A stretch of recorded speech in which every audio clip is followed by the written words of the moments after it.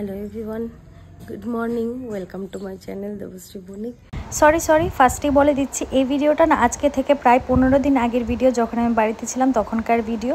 তো আমি এডিট করতে না পারাতে অনেক দেরিতে আপলোড করা হচ্ছে, তো তার জন্য সরি। চলো স্টার্ট একটা ব্লগ নিয়ে, আর ব্লগটা কোথা থেকে স্টার্ট করেছি তোমরা বুঝতেই পেরে গেছো, বাড়ি থেকে। তো যাই হোক, এখান থেকে ব্লগটা স্টার্ট করেছি আমার বাড়ি থেকে। তো কিন্তু বাড়িতে এসে শান্তি পাচ্ছি না। শান্তি বলতে কি, মানে আমার সারা শরীর ফুটে গেছে একদম, মানে তোমাদের ভাষায় কি বলে আমি জানি না, ছাড়পোকা হয়তো বলে, আমরা তো স্যাঙ্গা বলি। স্যাঙ্গার যন্ত্রণা আমার আর মানে বাড়িতে আর এখন আর থাকা হইতো না, সরি আর থাকতে পারবো না, আমি চলে যাব। কারণ কি, এইভাবে স্যাঙ্গার যন্ত্রণা আমি আর থাকতে পারবো না। আমার প্রচণ্ড পরিমাণে কামড়াচ্ছে বলছে আমার না, মানে এরকম একটা ব্যাপার যে আমার গায়ে লাগুক না লাগুক, দেখলে আমার চুলকায়।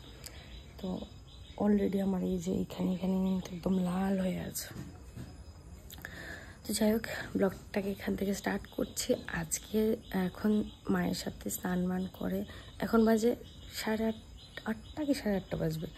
তো স্নান করে মায়ের সাথে যাব হচ্ছে গিয়ে বোনের বাড়ি। তো বোনের বাড়িতে আজকে পুজো আছে। পুজোটা হচ্ছে গিয়ে আজকে দিবাই গোপাল প্রতিষ্ঠা করাবে, গোপাল কিনেছে নতুন, তো তার জন্য পুজো আছে।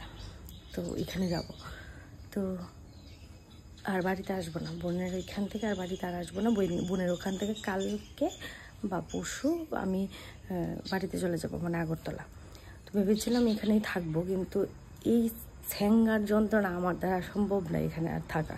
মানে প্রচণ্ড পরিমাণে, মানে আমার চুল কাছে, মার নিজেরই কষ্ট লাগছে। মা বলছে আর থাকতে হবে না, তুই যা। আমি খালি সকালবেলা তোমাদেরকে মানে এক্ষুনি দেখলে ভিডিওটাতে বললাম বাড়িতে থাকতে, যে আমার প্রচণ্ড এই পোকাটা লেগে গেছে, আমার মানে চুল কাটছে। আর বিশ্বাস করো, আমি এখন বোনের বাড়িতে আছি, মানে আমি রাস্তা দিয়ে আস্তে বাড়ি থেকে আস্তে আমি পাগলের মতো এসেছি। এরকমভাবে আমার মানে পোকাটা আমার গায়ে লেগেছে, জানি না কীভাবে লেগেছে। আমার সারা শরীর একদম ফুলেই বড় হয়ে গেছে, মানে ভীষণ কষ্ট পেলাম এতক্ষণ। এখন কি একটু রিল্যাক্স লাগছে। আমি এসে আবার স্নান করলাম। আমি যে এসে একটু গপুকে দেখবো বা গপুর কাছে বসবো, আমার সেই অবস্থায় আমি নেই। সত্যি মানে ভীষণ কষ্ট পেলাম এতক্ষণ। আমি আর 1-1.5 মাস আমি বাড়িতে যাব না। যাই হোক, তো এখন আমি বোনের বাড়িতে আছি, তোমাদেরকে গপুকে দেখাবো। গপু সোনাকে যা কিউট লাগছে। আর আমার গপু সোনাকে, মানে আমার তো গপু সোনা আছে ঘরে, নতুন যেটা এনেছি তোমরা তো জানোই, পুরী থেকে এনেছি। তো ওইটা এখনও আমার গপু সোনাকে বসানো হয়নি, বসাবো। আশা আছে যে সামনের মাসে বা তারপরের মাসে আমি বসাবো।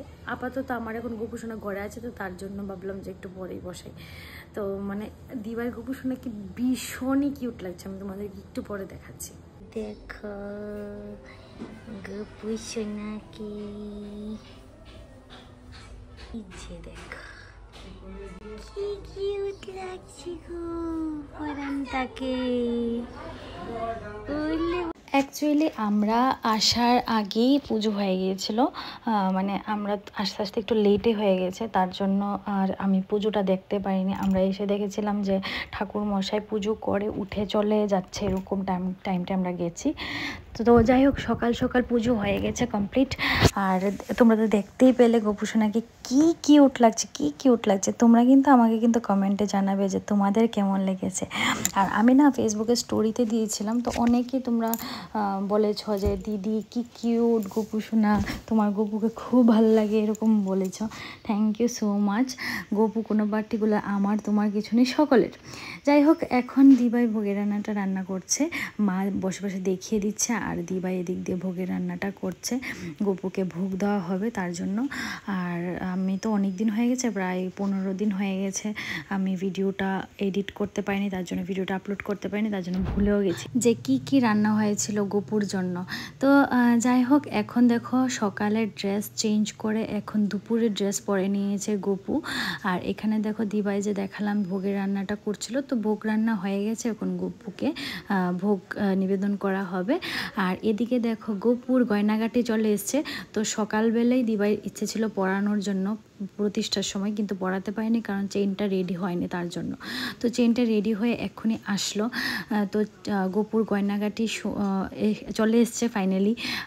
গলার চেইন আছে, তারপর হচ্ছে কানের রয়েছে, আর হচ্ছে হাতের খাড়ু রয়েছে গোপুর জন্য। তো খুব কিউট লাগছে একদম, মানে গয়নাগাটি পরে।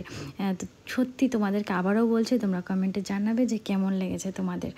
মানে আমি আরেকটা জিনিস লক্ষ্য করেছি, আগে প্রথমেই দেখতে মানে একরকম লাগছিল, আর যখন প্রতিষ্ঠা হয়ে গেছে তখন দেখতে পুরো মানে সম্পূর্ণই আলাদা মনে হচ্ছিল আমার কাছে। মানে মনে হচ্ছে সবটা ঘর জুড়ে গোপু বসে আছে, খুবই কিউট লাগছে।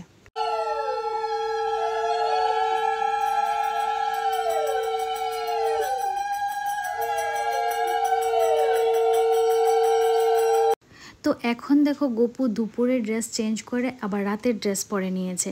তো সন্ধ্যায় ঘরের মধ্যে হচ্ছিল কল্কি নারায়ণ। তো মা মাসিমণি সকলে মিলে কীর্তন করেছিল, ওই ক্লিপটা আমি নিয়েও ছিলাম, কিন্তু হাত লেগে হয়তো বা ডিলিট হয়ে গেছে, এখন আর খুঁজে পাচ্ছি না।